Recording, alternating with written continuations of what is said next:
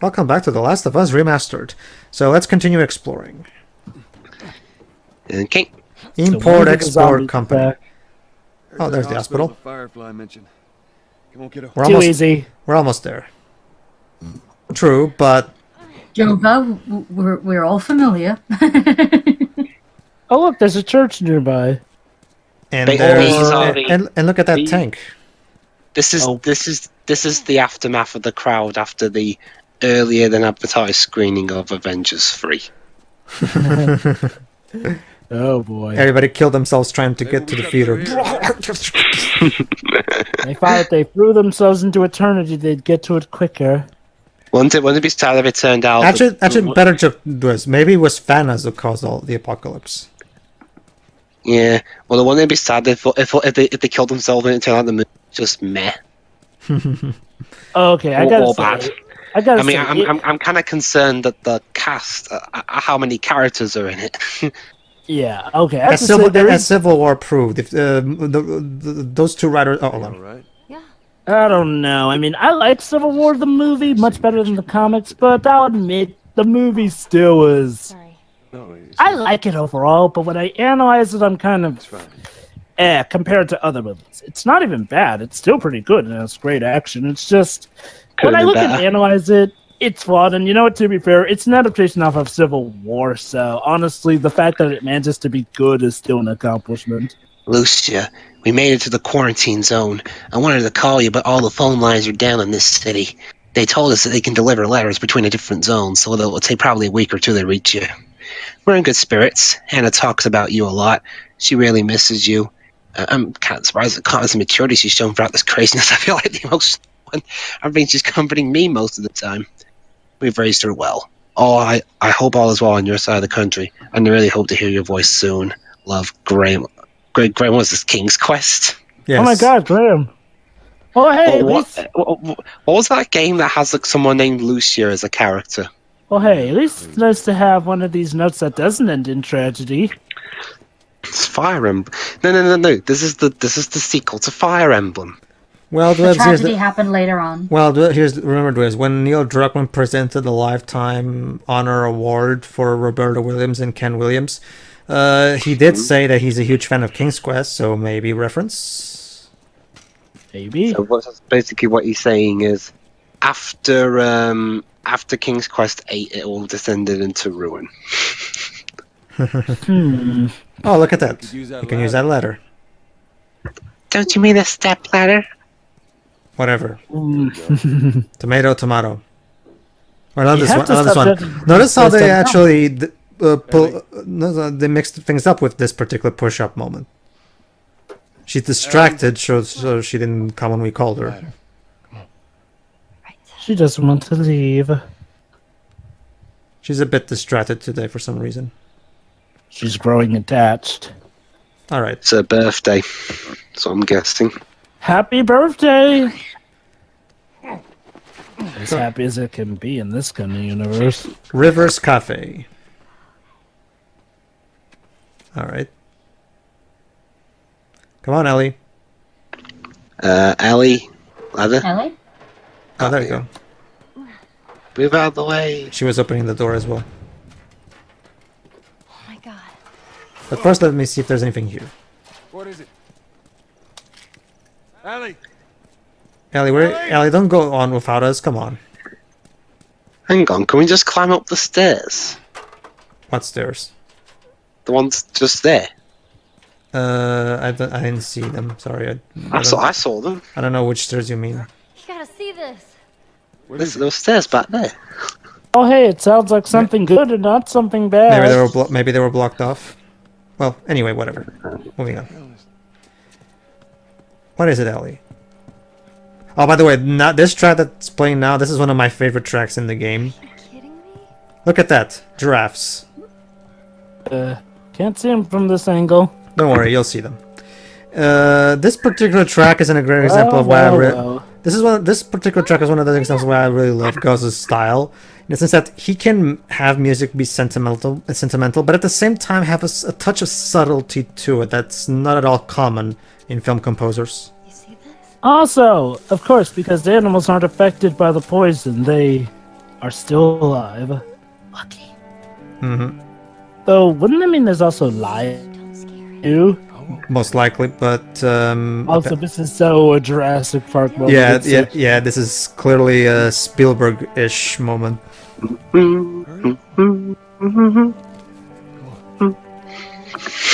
It's okay. This isn't Resident Evil where a whole zoo of animals also got turned into zombies. We're okay here. Fucking cool. Hey, maybe we could use those giraffes to ride to safety. Where's it off to? They're high up. The zombies won't be able to get us from down there. Slow down, kid. And they'll have a hard time shooting us. Looks like Ellie's childish enthusiasm is back. Seriously though, I have to wonder, are these giraffes the only Well, zoo how often do you get to see a giraffe, especially in a setting like this? Yeah. to wonder, are these giraffes the only zoo animals left around? We haven't seen any more, but so I'm guessing animals are rare at this point. Holy Oh god, Hang on. I love this track so much, Jesus. Anyway, important scene. Isn't this all nice? You know, if we skip real hard, There it you go. looks like the city is still bustling. Is this everything you were hoping for?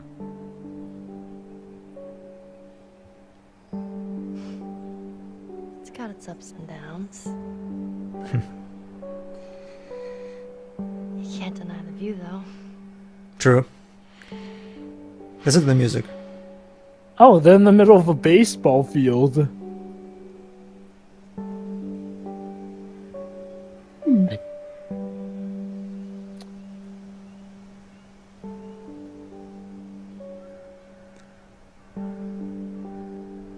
What I love about it is how No, yeah, that's not it's correct. clearly it's sentimental, but it's not as obviously sentimental as most film tracks would be in a situation like this. There's a certain degree of subtlety to it. Like he's trying to make us care, guys. I mean, but at the same time, he's restraining himself. At the same time, it's an interesting style, I think. Oh god, a zombie's about to pop out of there. All right. You know, honestly, I think Hold at on, this this is point important.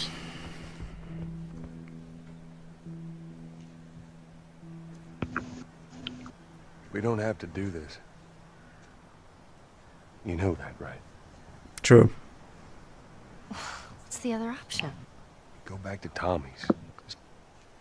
Be done with this whole damn. Basically, trying to give her a choice since nobody else gave her at this point After until all this we've point. been through, True. everything that I've done. It can't be for nothing. True. It really suck if it were all for nothing. I mean, you took bullets. Well, maybe. Well, imagine if they would go back. How would the sequel play out if they would go back? That would be an interesting thing to think about, if you ask me. I have to wonder, so what, did the giraffes just go free or something when the outbreak went? The game doesn't expand upon the history of the giraffes in any way, but I'm guessing, considering we haven't seen any other animals aside from a dog here and there, or even some of the horses at Tommy's place, I'm guessing animal life has kind of become rare as well. Huh. Well, yeah, I mean, there was a whole bit about guys eating humans. Yeah, it's not that hard to conclude that animal life is also rare because of what happened. I wonder why giraffes, though. It seems awfully specific. I'm guessing Neil just wanted to have a Spielberg-ish moment. So Maybe giraffes. Perhaps it'll get explained in the sequel. We'll see. I'm actually really looking forward to see exactly the plot of that game, because again, Neil specifically said if this game is about love, then the second game is about hate. So I'm really interested to see exactly where he's going with that direction. And the third game is about compromise. Beautiful. Well, So that means the third game will be the toughest of all, then. All right. If it's for a more light-hearted series, it'd be about the sunshine. The second one, the moonlight. The third one, the good times. That's the fun. boogie. The third one, the eclipse. Yeah. A good moment with Joel. Triage just like this. Uh-oh. Everywhere you looked, you just saw families torn apart. Whole damn world seemed to have turned upside down in a blink. Yeah. Is that after you lost Sarah? Yes, it was. Can't imagine losing someone you love like that. losing everything that you know. I'm sorry, Joel. That's okay, Ellie. Can I mention how much I love Ghost's soundtrack?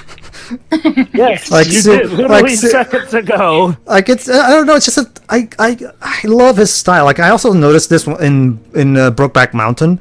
Like there's just something about his style is so unique. Like I've never heard any other film composer do tracks the way that he does. It's so cool. Which is odd. That's one of some people's complaints against him. Wait, really? People Really? complain about that? Well, explain. what do Chris, they what's the say? context?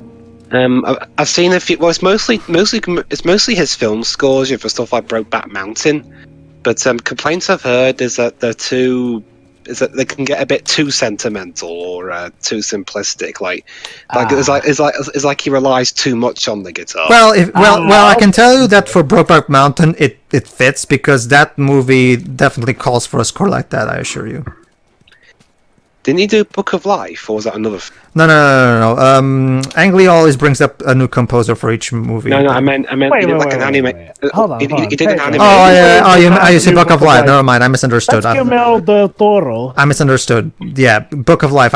Did he? I don't remember if he did. I don't know. I thought you said Life of Pi. Sorry. How did you confuse Life of Pi? I know. I don't understand either. They're very gosh. different movies. I know. I love Life of Pi though. I don't blame you. It's a good movie. And it shows how to actually use a tiger nail breed. Excuse me, Jova. Pass Through is a masterpiece, and I will not have you insult Neil's name like that. You know he's just gonna top himself with Twisted, like Hey. he always manages to do. Hey, and I'll be here to watch it, so whatever, bring it on. Forgot. I know that's coming out this year. Do we have a date? No, we only know 2018. No, Jova, you cannot rush genius. Just let the men work. God forbid it comes out during E3. What comes out 2018? Twisted. Twisted. Oh, okay. Neil Breen's fifth film. Hey, fun fact actually, on Twitter he messed up by saying, come see, Hold on. Important Here. thing. Maria showed this to me, and who, Maria Darling? I hope you don't. No, Tommy's wife. Oh, right. There you go. She actually stole the photo that we saw back at Tommy's place. Here, Book of Life. Yeah. Well, it absolutely makes sense he used guitar in Book of Life. I guess you can't escape your past. No, you cannot. Yeah. Thank you. Now, come on, Wolverine, let's go. Remember, as we've firmly established over the course of the game, ever since it happened, Joel is trying his best, not just to not get attached to anybody, but at the same time, like at the moment, that ship sailed long ago. the moment someone, no, but not just that year, but also stuff from that. The moment someone even mentions Sarah, he immediately switches topics of conversation. He like he doesn't want to even think about it because it hurts too much, basically. You know, I'm actually, that right. yeah, considering how similar this is to Logan, I'm actually contemplating asking Shiori if she wants to be in on that one, considering how similar this is to Logan. Why not invite her in on some of our X-Men commentaries? I mean, it's nice. She needs to see the first one. Know it. Not a big fan of the X-Men, sure. Not really. Oh, Sure of it. really? I thought you were. One of the No. things, it's not even just that. By all means, do that. I'm willing to. I haven't seen Logan yet, but I'm willing to bet it's still better than Children of Men and The Road, because I still don't understand what people see in Children of Men. Don't get me wrong, I like Alfonso Cuarón, but I still don't understand why. Because whatever, I'll get into it when we comment on that. But let's just say What was that other film? The Road. The Road. Basically, this particular game is heavily inspired by two movies: The Road and Children of Men. That one I just linked. Yes, that one. Basically, The Road, as you can see, is basically around the same concept. Post-apocalyptic world, and this man is trying his best to protect his son, and it's his actual biological son, and stuff. Like one of the only problem with the road, it's not that the road it's like a terrible film or anything like that. It's just that it's very by the numbers in the way they execute its story. Like the ending is exactly the same as say Walking Dead season 1, for example. And Is that the problem you have with Children of Men? No, Children of Men is not a problem. Children of Men doesn't actually end. It just stops. I would have to go into spoilers to further explain, but let's just say I don't particularly like the way that movie ended. And I also think the game did a terrible job in making me care about the characters. In fact, that's one of the movie, sorry. That's one of the primary reasons why I was really why I really like this game, because this was before Logan came out. So at the time, I didn't think this particular type of story had been portrayed in a movie properly up until that point. I mean, aside from Walking Dead Season 1 came out in the same year as this, and even Walking Dead Season 1, for as good as it was, it still relied on the typical cliche ending that these stories usually go for. But again, I will talk more about that in the next part. But, what? I was going to ask Shuri something, but if you're still on... No. Go ahead. I'm pretty much done. Go ahead. Shuri. So you're doing MCU stuff with us, and of course the Spider-Man stuff, but not X-Men. I'm curious. X-Men doesn't have a movie in the MCU yet. Well, I think it's because X-Men is not as lighthearted as the MCU, and Shuri prefers the more lighthearted superhero movies, I'm guessing. Is that it? I just found the movies a little bit boring. Oh, Which ones did you see? Oh goodness! I'm pretty sure she doesn't remember at this point. If it were like X-Men 3 or X-Men Origins, then or I'd understand. X-Men 1. Or even to a lesser extent, I still think the first, like I've established in our commentary, I don't think the first X-Men movie aged all that well, honestly. Yeah. Okay. I think you'd like X-Men 2 better though. Okay. Yeah, well, me too. That's sort of the thing, though. It's like, well, okay, you got X-Men 1, which was loved back then, but nowadays is really by the numbers. Yeah. You got X-Men 2, which is definitely the best of the first three. And you got X-Men 3. You're either going to like X-Men 3 or you're going to hate it. I've seen a couple of the movies. I couldn't tell you which ones, though. That is sort of an issue with X-Men. I will say this. While X-Men can have better films than the MCU on a whole is better handled. Like, X-Men... X-Men was... Here's the thing. X-Men was made back in a time when they really didn't have any competition in having a quote-unquote universe of multiple heroes. Like, with most of the superhero films, that was just them on their own, so X-Men didn't really have much competition until the MCU happened. That's when problems with the X-Men movieverse kind of showed. Like, they really had a weak grasp on continuity. Some were just terribly handled. And yeah, it was always a missed opportunity that they never actually brought some of the cool costumes that we wanted to like Origins, for example. Oh yeah, Wolverine X-Men. Although I'm impressed by the X-Men film series' longevity. It's been going on 18 years now, and there's a Deadpool 2 coming out, and that's not all that uncommon, though. I mean, don't forget that the Bond series is still going on. Pirates of the Caribbean is still going on. But even that rebooted eventually. I mean, the closest the X-Men come to a reboot is Days of Future Past, and even though that's not really a reboot, as much as this is a giant wreck. Well, correct me if I'm wrong, Dwebs, but didn't Skyfall kind of establish that the Neil Craig movies so far have been prequels to the original series? No, I never got that. Basically, that's what I got at that. Basically, the overall, okay, I get where you're coming from, Shuri, because don't get me wrong, I mean, I myself... Pedro, that won't make any sense. You have Sony phones, but then like a time warp, and then they're not there. It's Bond, Dwebs. Anyway, yes, Robert? Go ahead. I can see where you're coming from, Shuri, and don't get me wrong, X-Men definitely has a lot of... Hold on, Joe, I got to interrupt you. Notice how I'm hitting this clicker with arrows, and wow. There you go.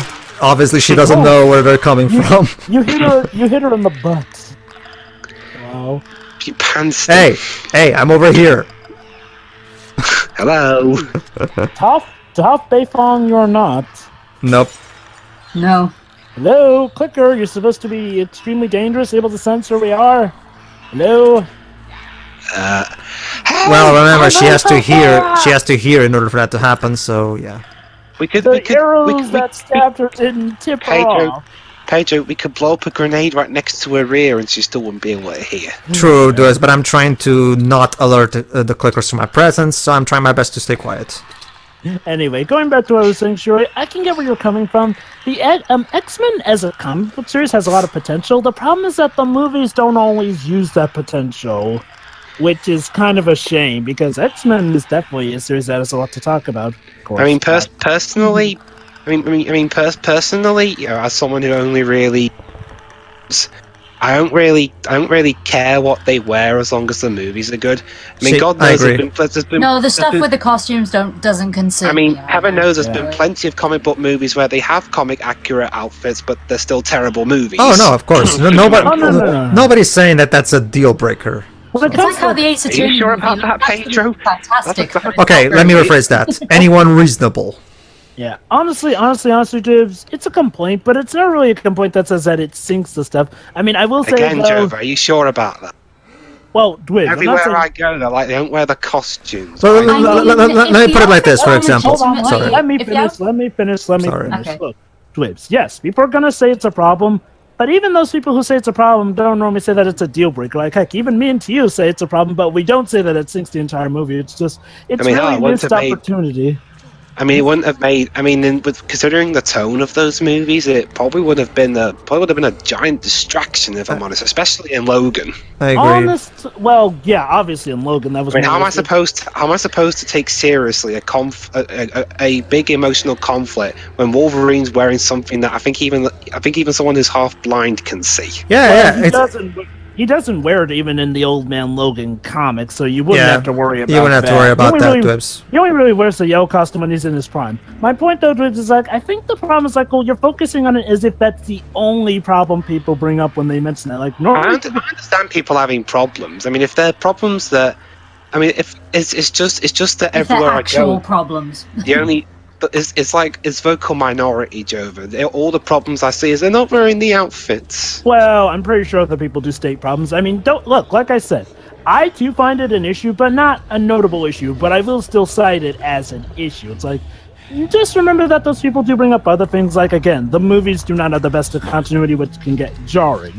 Characters like Mystique, let me get this straight. She was evil at first, but now she was always a good guy who completely left her brother behind the rock. I'll tell you this, Joe, you don't have to worry about Mystique and Logan.